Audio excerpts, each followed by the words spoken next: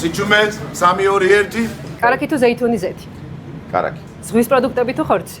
ხორცი. ცეცხლი თუ ტექნოლოგია? ცეცხლი. ტრადიცია თუ ექსპერიმენტი? ტრადიცია. ღვინო თუ კოქტეილი? ღვინო. მიშლენის ვარსკვლავი თუ ხალხის სიყვარული? ხალხის სიყვარული. და ვინ უფრო კაცრია, კრიტიკოსია? მე. სხვა შეფი თუ საკუთარი თავი? შენ.